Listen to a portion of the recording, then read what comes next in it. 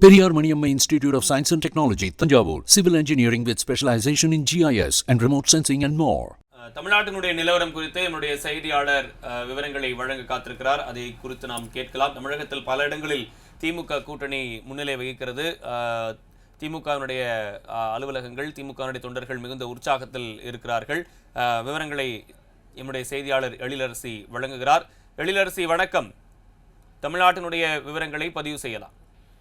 நாடாளுமன்ற மக்களவை தேர்தலுக்கான வாக்கு எண்ணிக்கை விறுவிறுப்பா நடைபெற்று வந்துட்டு இருக்கு. குறிப்பா தமிழ்நாட்டோட நிலவரம் அப்படின்னு பார்க்கும்போது திமுக 38 இடங்கள்ல முன்னிலை வகிச்சிருக்கு.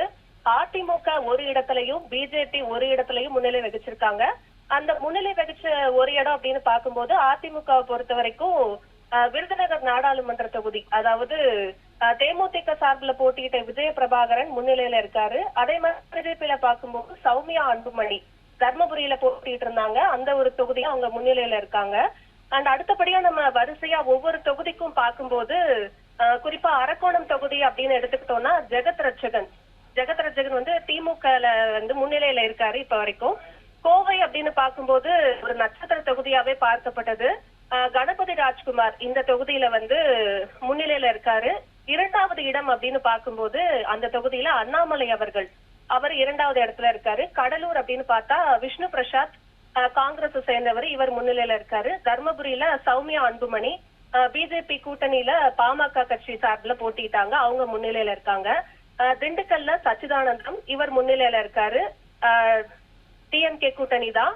ஈரோடு பார்த்தோம் அப்படின்னா பிரகாஷ் முன்னிலையில இருக்காரு, டிஎம்கே கூட்டணி. கள்ளக்குறிச்சி அப்படின்னு பார்க்கும்போது மலையரசன் டிஎம்கே. காஞ்சிபுரம் பார்க்கும்போது செல்வம் அவரும் டிஎம்கே தான். கரூர்ல பார்க்கும்போது காங்கிரஸ் சார்பில் ஜோதிமணி போட்டிட்டாங்க, இவங்களும் ஒரு நல்ல ஒரு வாக்கு வித்தியாசத்திலே அங்க முன்னிலையில தொடர்ந்துட்டு இருக்காங்க. கிருஷ்ணகிரி காங்கிரஸ்க்கு தான் முன்னிலையில போயிட்டு இருக்கு. மதுரை அப்படின்னு பார்க்கும்போது கடந்த முறை எம்பியா இருந்த சு வெங்கடேசன் இந்த முறையும் முன்னிலையில போயிட்டு இருக்காரு. மயிலாடுதுறை பார்க்கும்போது சுதா இருக்காங்க, சுதா காங்கிரஸ் சேர்ந்தவங்க, அவங்க முன்னிலையில இருக்காங்க. இதே மாதிரி பெரும்பாலான தொகுதிகள் திமுகக்கே சாதகமா போயிட்டு இருக்கு. குறிப்பா ஒரு இந்தியா கூட்டணிக்கு இது ஒரு முக்கியமான ஒரு சீட்டை நமக்கு அதிகப்படுத்தி கொடுக்கிற இது அப்படின்னே சொல்லலாம். நட்சத்திர வேட்பாளர்கள் அப்படின்னு நம்ம பேசும்போது கனிமொழி அவர்கள் டிஎம்கேவை சேர்ந்தவங்க முன்னிலையில போயிட்டு இருக்காங்க. பின்னடைவு அப்படின்னு பார்க்கும்போது சில முன்னணி வேட்பாளர்கள், நட்சத்திர வேட்பாளர்கள் அவங்களும் பின்னடைவுல போயிட்டு இருக்காங்க. அந்த வகையில பார்த்தோம்னா பாஜகவை சேர்ந்த நமச்சிவாயம் அவங்க கொஞ்சம் பின்னடைவுல போயிட்டு இருக்காங்க.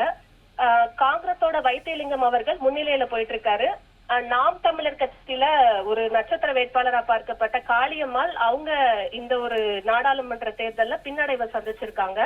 அப்புறம் இன்னொரு முக்கியமான நாதாக்க வேட்பாளர் அப்படின்னு பார்க்கும்போது வீரப்பனோட மகள், அவங்க வித்யாராணி வீரப்பன், அவங்களும் பின்னடைவை சந்திச்சிருக்காங்க. குறிப்பா மிகப்பெரிய நட்சத்திர வேட்பாளரா பார்க்கப்பட்ட அண்ணாமலை பிஜேபி தலைவரா இருக்கிறவரு தமிழ்நாட்டுல, அவருமே பின்னடைவை சந்திச்சிருக்காரு. அதே போல பிஜேபியை சேர்ந்த எல்முருகன், பிஜேபியை சேர்ந்த பொன் ராதாகிருஷ்ணன், இந்த மாதிரி சிலர் பின்னடைவை தான் சந்திச்சிருக்காங்க. டிஎம்கேவோட ராசா அவரு நல்ல ஒரு ஓட்டு முன்னிலையில இருக்காரு. அது மாதிரி அமமுகவை பொறுத்த வரைக்கும் டிடிவி தினகரன் போட்டிட்டு இருந்தாரு. அந்த தொகுதியில பாத்தீங்கன்னா அவர் பின்னடைவுலதான் இருக்காரு.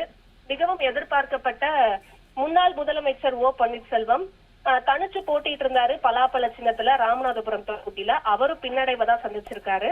அதே மாதிரி திருநெல்வேலியில போட்டியிட்ட நயினார் நாகேந்திரன் அவரும் பின்னடைவை தான் சந்திச்சிருக்காரு. சோ இந்த மாதிரி முடிவுகள் போயிட்டு இருக்கு சுரேஷ். அதே மாதிரி நம்ம இரண்டாவது இடம் அப்படின்னு பார்க்கும்போது பாஜகவை பொறுத்த வரைக்கும் சில தொகுதிகள்ல பாஜக இரண்டாவது இடத்தை பிடிச்சிருக்கு. குறிப்பா சென்னை அப்படின்னு நம்ம பேசணும் அப்படின்னா மத்திய சென்னையும் தென் சென்னையும் பாஜக இரண்டாவது இடத்தை பிடிச்சிருக்கு. இது ஒரு நல்ல ஒரு கைண்ட் ஆஃப் இதுன்னு பார்க்க முடியுது. ஓட்டு அவங்களுக்கு நிறைய அதிகமா இருக்கு சென்னையை பொறுத்த வரைக்கும். மத்திய சென்னையில பாத்தீங்கன்னா வினோத் பி செல்வம் போட்டிட்டு இருந்தாரு, அவர் இரண்டாவது இடம் பிடிச்சிருக்காரு. தென் சென்னையில தமிழிசை போட்டிட்டு இருந்தாங்க, அவங்க பாஜக சார்பில் போட்டிட்டு இருந்தாங்க, அவங்களுமே இரண்டாவது இடம் பிடிச்சிருக்காங்க.